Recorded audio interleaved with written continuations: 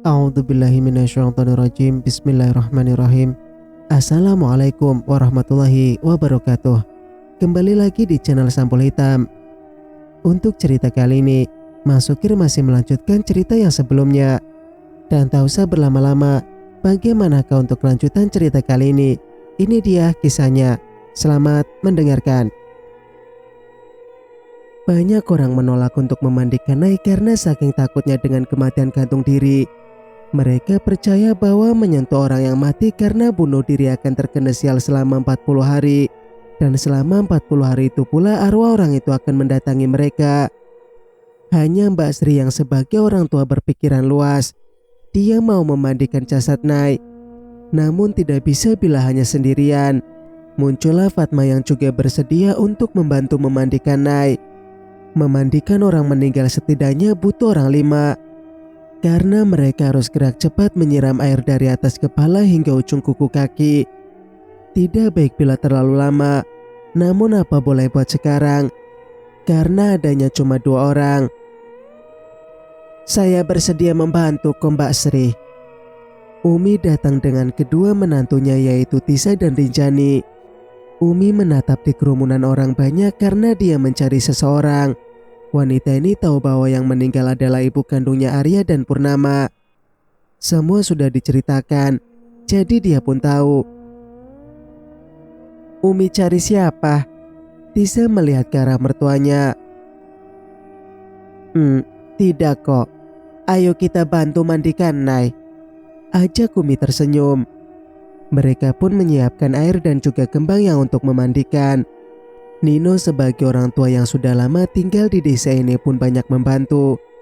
Tak ketinggalan Pak Lurah yang menyiapkan liang lahat.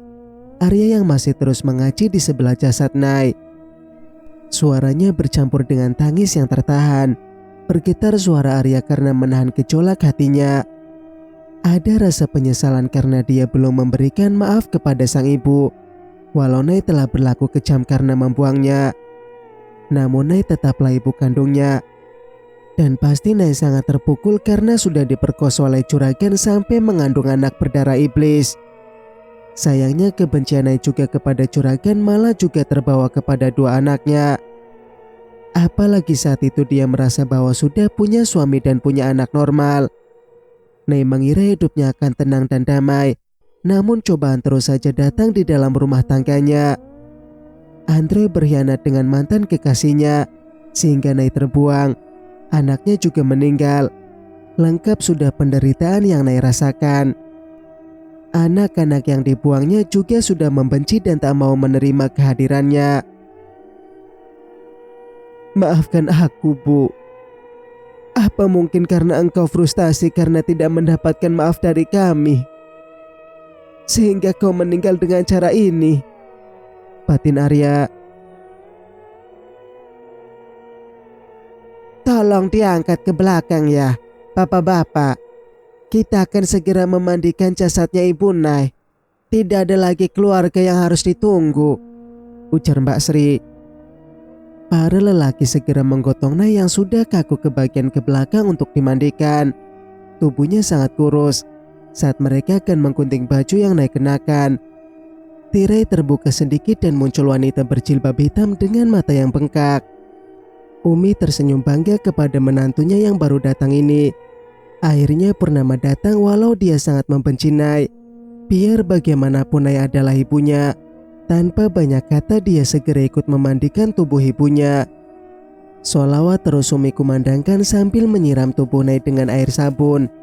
Fatma di bagian membersihkan kukunya. Purnama yang akan mencebok sang ibu sebagai anak perempuannya. Mata Purnama yang jeli tiba-tiba menyadari sesuatu. Ini kenapa Umi? Purnama menunjuk lebam di paha Nai.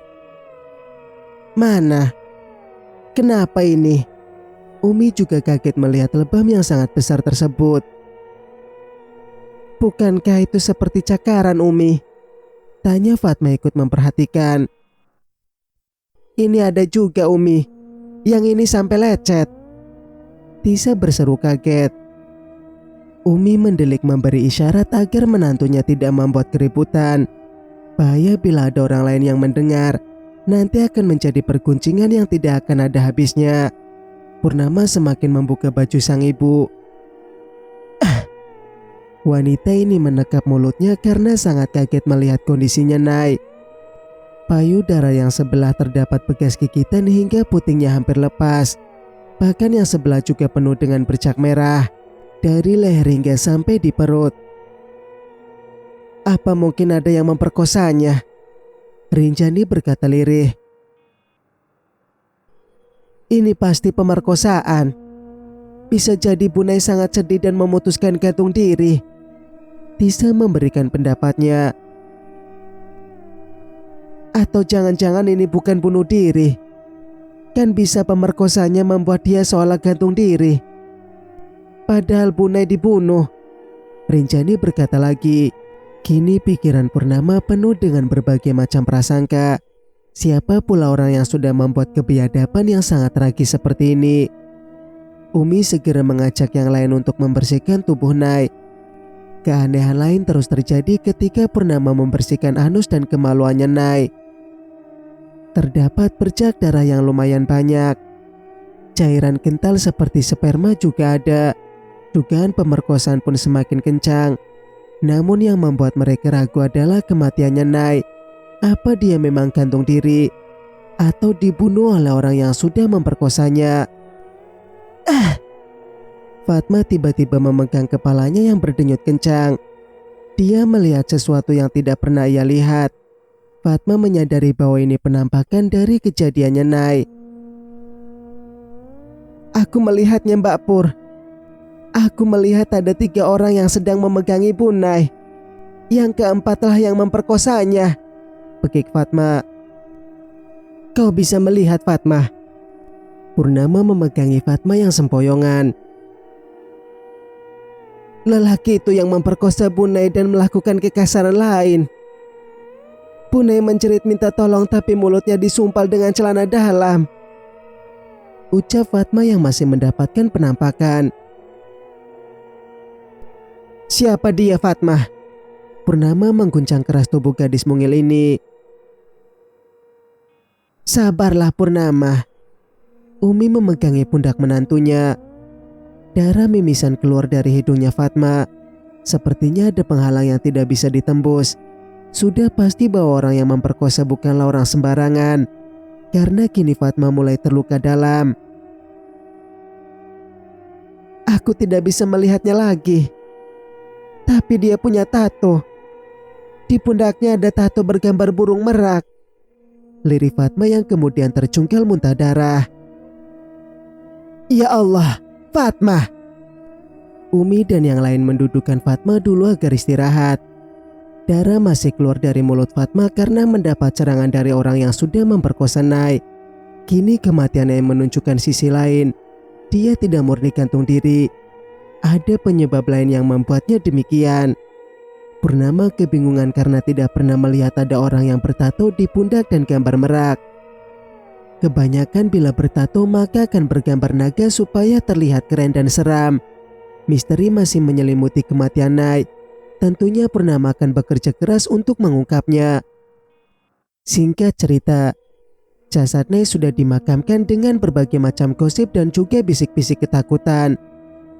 Mereka kembali dihantui rasa takut dan setelah desa ini aman dari gangguan setan sejak beberapa bulan yang lalu. Namun sekarang malah ada yang gantung diri. Tentu saja mereka jadi heboh dan tidak bisa berhenti untuk berbisik ngeri. Arya yang mengazani jasadnya dalam liang kubur. Sama sekali tidak ada keanehan saat acara penguburan. Hanya geluduk yang tiba-tiba saja datang berdentum sangat keras sehingga membuat para warga semakin ketakutan. Padahal memang sedang tidak ada hujan ataupun mendung. Pasti karena Allah murka karena dia mati bunuh diri. Ya Allah, pasti dia akan terus tersiksa sampai nanti dia memang ditakdirkan mati. Ujar Bu Bagio. Kita doakan saja semoga Allah mengampuni dosa Nay. Saut Umi ketika mereka sudah dalam perjalanan pulang. Mengampuni bagaimana toh Umi? Sudah dikatakan dalam Al-Quran bahwa orang yang mati karena bunuh diri akan terus mengulang perbuatan itu sampai dia memang dicabut nyawanya dengan Allah, kekeh Bu Bagio. Umi tidak menjawab lagi ucapan Bu Bagio karena memang benar adanya. Dia tadi berusaha untuk menenangkan hatinya Purnama saja. Tampak jelas bila menantunya sangat berduka. Mungkin saja menyesal karena belum sempat memberikan maaf untuk sang ibu. Kamu saudaranya tuh Pur. Apa mau kamu buatkan acara doa? Tanya Bu Bagio. Akan kubuatkan di pesantren milik Habib Amir saja. Warga tidak mungkin ada yang mau datang, jawab Purnama. Iya, itu lebih bagus daripada kau sudah capek masak dan tidak ada yang datang. Kamu tahu sendirilah kalau warga sangat takut dengan orang yang mati karena bunuh diri. Lagi pula hanya kau saudaranya yang paling dekat, ujar Bu Bagio. Bu Bagio ini sebenarnya adalah tipe orang yang baik. Dia tidak pernah membenci atau menghibah Purnama serta Arya. Hanya saja memang cara bicaranya yang ceplas-ceplos. Lagi pula memang ucapan dia benar adanya. Allah sangat murka kepada hambanya yang meninggal karena bunuh diri. Tak akan pernah diterima oleh bumi. Mereka pun berpisah karena telah tiba di rumahnya masing-masing. Umi berpamitan pada Purnama karena dia harus menyiapkan segala macam kebutuhan untuk acara tahlil nanti malam. Kasihan pula Purnama bila dia sendiri yang mengurus. Oleh sebab itulah dia yang mengatur semuanya. Lagi pula banyak bantuan bila Umi yang punya acara. Menantunya yang sedang menganggur saja ada 2. Ditambah para santriwati. Mereka bisa membantu Umi. Fatma juga diajak untuk membantu segala keperluan. Umi pulang dulu ya. Jangan menangis terus. Semoga nanti Allah mengungkap tabir kematiannya, Nay. Umi memeluk Purnama. Aku merasa sendirian bila sedang sedih begini. Umi, aku sangat butuh ibu untuk curhat. Purnama merindukan Ibu Laras. Ya Allah, Nak. Ini juga ibu kamu. Anggap Umi ini ibu kamu yang sudah melahirkan kamu. Umi tak kuasa menahan sedihnya. Purnama mengangguk saja karena dia tidak bisa mau curhat kepada orang lain selain Ibu Laras. Lidahnya keluh untuk bicara kepada orang lain. Bila dengan Ibu Laras dia sangat leluasa dan ibunya bisa mengerti walau dia belum bercerita. Rombongan Umi sudah pulang semua. Bahkan Fatma juga ikut bersama Umi. Kini Purnama tinggal sendirian. Anak-anaknya pun dibawa oleh Rinjani karena iparnya belum punya anak. Rinjani membawa si kembar agar Purnama tidak kerepotan mengurusnya karena sedang sedih. Arya juga entah pergi kemana. Padahal dia tidak tahu bahwa Nay diperkosa oleh seorang yang berilmu tinggi. Entahlah, Purnama pun belum bisa berpikir jernih sekarang. Mungkin kesedihan Arya jauh lebih besar daripada dirinya. Purnama menduga bahwa selama ini Arya sudah memaafkan kesalahan Ibu Nay. Namun dia masih menyimpan rasa sakit hati sehingga hubungannya tidak bisa dekat. Karena sejak dulu, Aryalah yang sangat ingin diakui oleh Ibu Nay. Kasihan sekali kamu, Nduk. Kiseto ikut tiba melihat Purnama yang menangis sendirian di dalam kamar. Gimana ini, Ran? Jatil hendak menatap Maharani. Aku mau pulang dulu. Pasti Purnama butuh ibu, saut Maharani. Baru saja Maharani hendak berkelebat pergi, tiba-tiba bayangan wanita bercahaya putih duduk di tepi ranjang memangku kepala Purnama. Wanita itu tidak lain adalah Ibu Laras. Purnama sudah hampir terlelap sambil merintih karena banyak menangis. Yang kuat ya anak ibu. Ada ibu di sini, Nduk. Ibu Laras membelai kepala Purnama. Ibu. Dalam tidurnya Purnama bertemu dengan Ibu Laras dan menghabiskan waktu berdua untuk curhat. Maharani tak kuat melihat kesedihan adiknya dan segera pergi untuk mencari Arya. Singkat cerita, di atas batu cadas yang berwarna hitam pinggiran sungai, pemuda berwajah tampan sedang menangis sambil menyembunyikan wajahnya di sela dengkul yang dilipat. Seperti anak kancing kecil yang merintih karena kehilangan induk. Dia adalah Arya yang begitu kehilangan. Maharani mendekati adiknya yang menangis sendirian. Dia langsung tahu bahwa Arya ada di sini karena sudah biasa dia menangis di sini. Gerakannya yang amat halus tidak disadari oleh Arya. Maharani tidak datang sendirian. Dia bersama dengan Jatilandak. Sementara yang tiga sedang menunggu Purnama yang sedang tidur bermimpi bertemu dengan ibunya. Maharani memeluk Arya dan pemuda itu menyandarkan kepalanya di bahu sang kakak. Meskipun bahu ini telah menjadi roh, namun bahu tersebut masih bisa menampung kesedihan sang adik.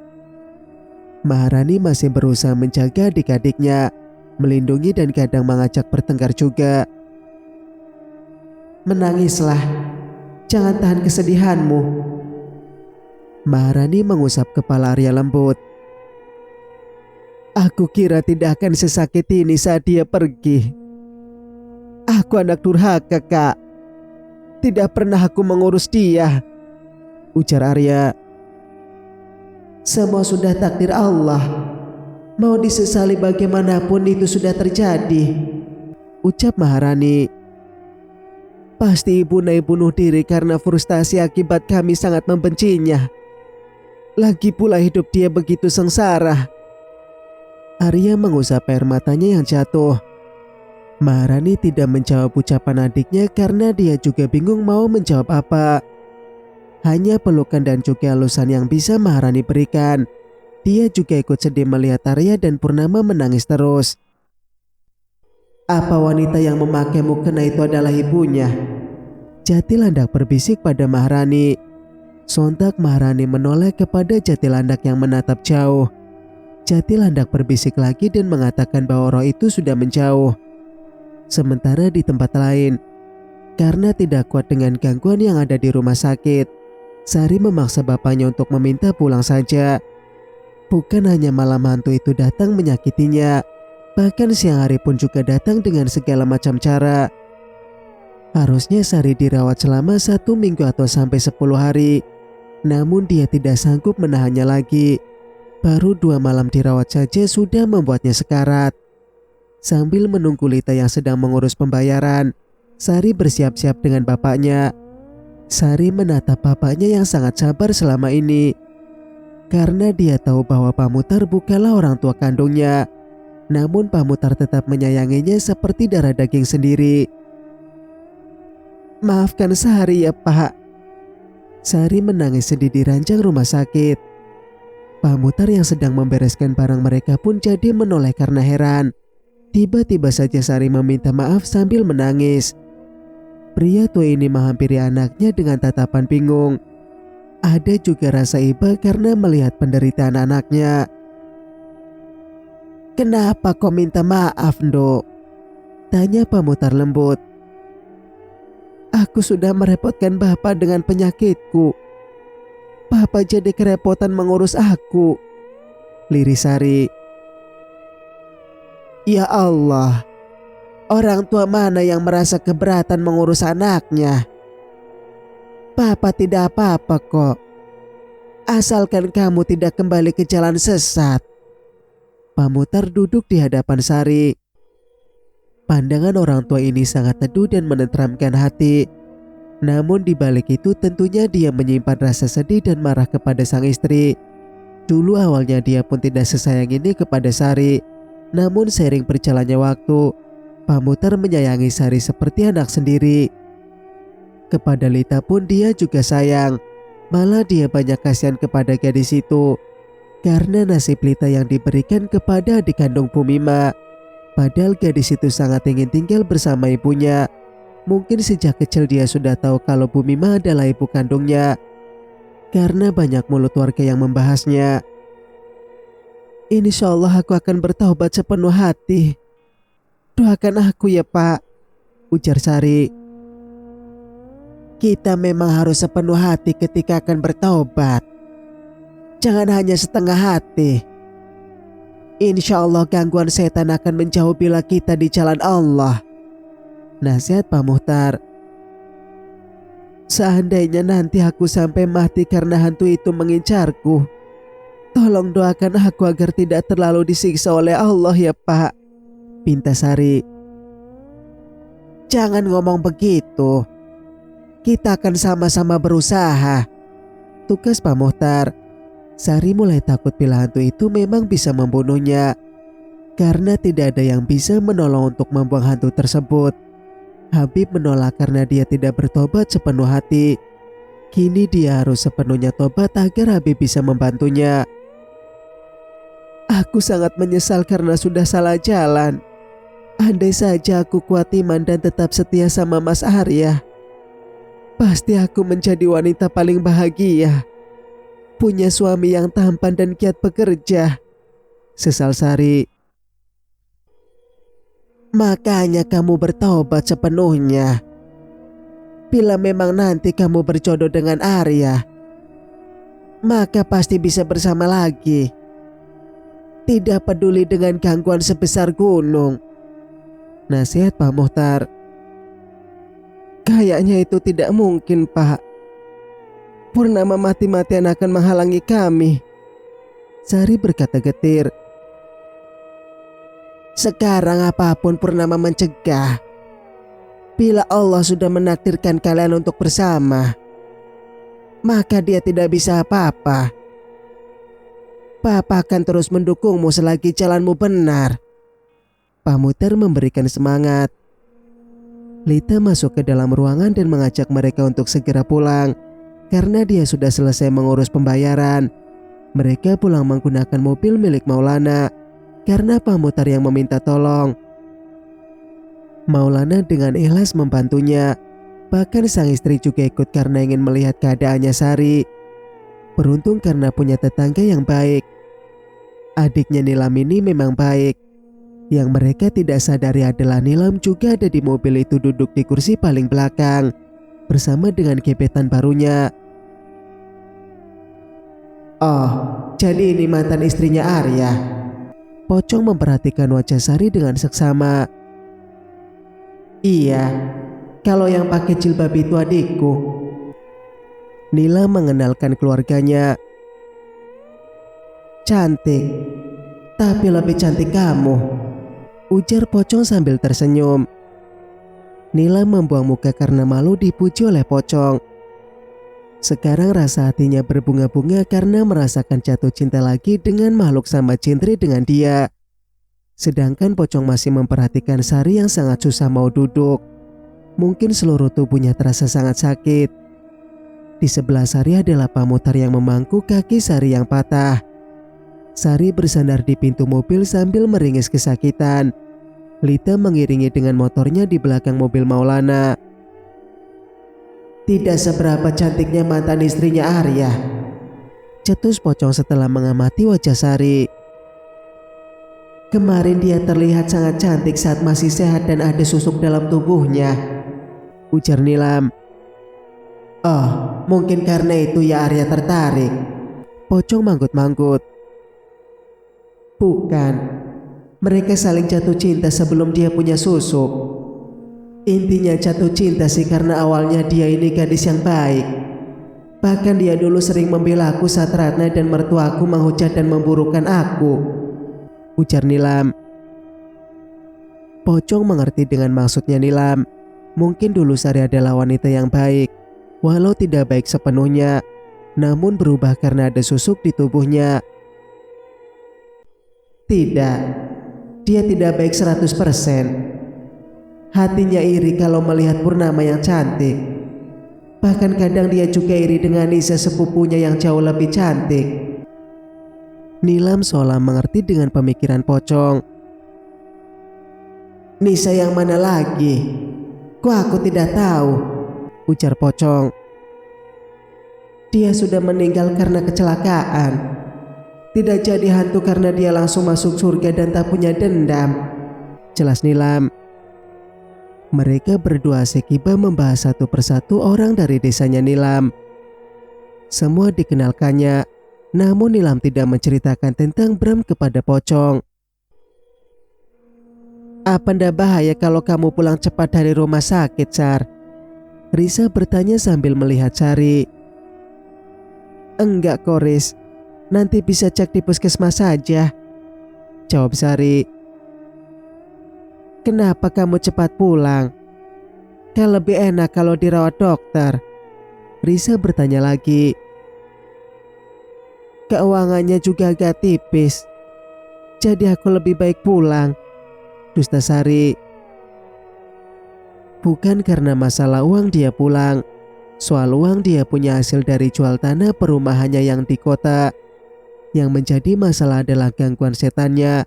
Sari sungguh tidak kuat menahan rasa takut dan siksaan setan tersebut. Pikirannya juga bertanya-tanya, sebenarnya setan itu siapa?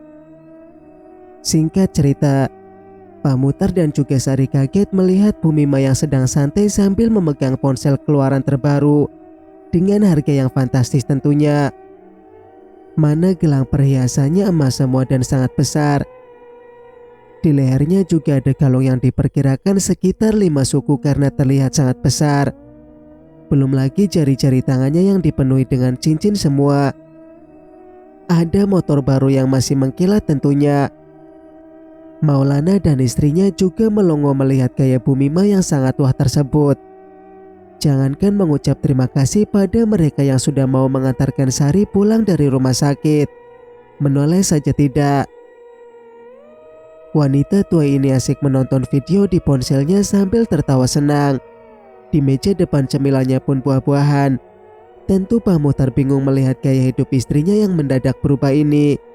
Dan dari mana juga dia mendapatkan uang untuk membeli semua harta ini. Saya permisi ya Pak. Maulana dan Risa segera pergi dari rumah itu. Risa sebagai wanita yang tentu jiwa kepo dan mulut gosip. Dia masih melirik karena sangat penasaran dengan tingkah Bu Mima yang bisa dibilang kaya mendadak. Apalagi Nilam yang memang ratu kepo. Dia tidak pergi dan asik memperhatikan Bu Mima. Masuk kamu.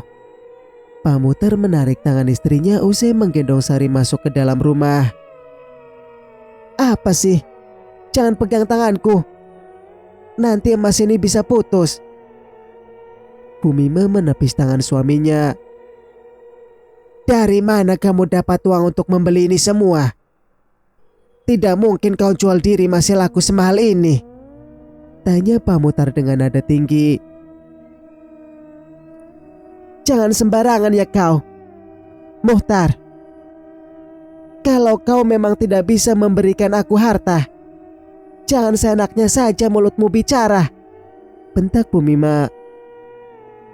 Bukan sembarangan bicara. Nyatanya memang dari dulu kau selalu jual diri. Geram Pak Muhtar.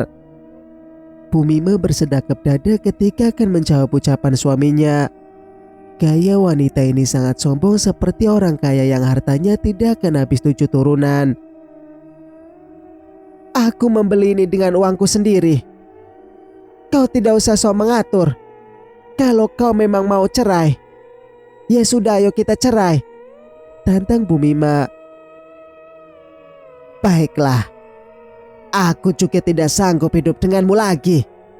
Pak Mutar menyerah untuk terus bersama Bu Mima. Silahkan kau angkat kaki dari rumahku. Usir Bu Mima. Pak Mutar masuk ke dalam kamar dan memasukkan baju-bajunya ke dalam ransel. Memang rumah ini hasil kerja kerasnya. Namun sudah atas nama istrinya, sehingga lelaki inilah yang harus terusir. Jangan usir bapak, Bu. Kalian sudah sama-sama tua. Untuk apa sampai berpisah? Sari menangis melihat pertengkaran orang tuanya. Kau diamlah bila tidak mau kuusir. Biarkan pria tak berguna itu pergi. Sentak Bu Mima. Kasihan paman, Bi. Dia baik kepadamu sejak dulu. Bahkan dia tetap menerimamu walau tahu kau menjadi pelacur dan pulang membawa Sari. Teriak Lita tak kuasa menahan emosinya. Kau anak kecil tahu apa? Kalau kau memang kasihan padanya, sana kau urus dia. Bu Mima menoyor kening Lita. Pak Mutar keluar dari kamar sambil membawa tasnya. Dia juga membawa alat-alat perkebunnya di persawitan. Bu Mima tidak bisa mengusir kebun sawit itu. Lagi pula dia tanpa tak peduli. Lita lah yang berhati baik kepada Pak Muhtar. Dia membawakan tasnya dan juga alat pemanen sawit. Dengan motornya dia membonceng Pamutar menuju kebun sawit. Di sana ada pondok kecil yang bisa ditinggali. "Ayo tinggal sama aku dan emak saja, Paman," ajak Lita. "Tidak usah. Paman lebih suka tinggal di kebun," tolak Pamutar. Bukannya mendoakan yang buruk untuk pamannya, namun Lita cemas bila suatu saat nanti Pamutar meninggal dan tidak ada yang tahu. Karena kebun sawit lumayan sepi, ramainya bila sedang wayah panen saja. "Ini kan ada lampunya juga. Jangan cemaskan paman ya." Pamutar mengelus kepala Lita. Gadis ini tak kuasa menahan kesedihannya dan memeluk Pamutar sambil menangis. Kini Lita semakin membenci Bu Mima yang kelakuannya sangat bejat. "Nanti aku akan sering melihat paman sambil bawa masakan ya," janji Lita. "Memangnya kamu bisa masak?" Pamutar menggoda Lita agar gadis ini tak terlalu sedih. "Bisalah, makanya nanti paman harus cicipi." Lita mengusap air matanya. Pamutar mengangguk dan mulai membereskan pondok yang biasanya untuk istirahat. Cukup enak karena panggung begini sehingga lebih aman. Ada satu kamar kecil yang bisa untuk istirahat, namun hanya beralaskan tikar. Lita segera keluar rumah dan menuju rumahnya. Pamutar melongok lewat jendela karena Lita pulang tanpa permisi. Entah apa yang akan diambil gadis itu. Yang pasti ada sesuatu yang akan diambil. Di tempat lain, "Diam! Kepalaku pusing mendengarkan tangisanmu, Sari," bentak Bu Mima. "Kasihan bapak, Bu." Sari masih terisak-isak. Bu Mima menggeram kesal karena anaknya lebih membela pria itu dibandingkan dirinya. Padahal dia adalah ibu kandung Sari. "Bersikap baiklah kau, Sari. Aku yang mengurusmu. Turuti semua ucapanku." Bu Mima menjambak rambut putrinya. "Aku mau tinggal sama bapak saja. Kasihan bapak." Sari meronta-ronta namun tidak bisa berdiri. "Kau pikir Mutar itu bakal bisa mengobatkanmu? Dengan uang yang hanya 1 juta itu, kau bisa apa?" bentak Bu Mima. Bu Mima tampak sangat marah dan menutup semua pintu rumah. Dia tidak mau bila Sari sampai ikut Pamutar. Dia masih berharap Sari sembuh dan menekuni pekerjaan lamanya. Karena uang yang Sari dapatkan sangat besar. Tidak sampai 1 tahun saja sudah dapat mobil dan rumah. Belum lagi harta lainnya. Dia sangat marah ketika tahu Sari menjual semua harta dan juga mobilnya dan menyumbangkan di panti asuhan. "Aku akan mencarikanmu orang yang mau mengurusmu. Tak usah kau pikirkan yang lain." Bu Mima berkacak pinggang sambil meminum jus melon. "Dari mana ibu dapat semua uang ini?" Sari akhirnya bertanya. "Nanti akan ibu ceritakan kalau kau memang sudah sepenuhnya sembuh. Jangan kau pikirkan hal lainnya. Kau harus cepat sembuh. Bosan juga aku melihatmu sakit terus." Bu Mima pergi ke dapur. Sari sebenarnya bingung melihat semua harta ibunya. Entah dapat dari mana dia harta sebanyak ini. Rasanya memang tidak mungkin hasil jual diri. Karena meskipun laku pasti tidak akan mahal. Bersambung, nantikan kelanjutan ceritanya di video berikutnya. Mang Sukir pamit. Wassalamualaikum warahmatullahi wabarakatuh.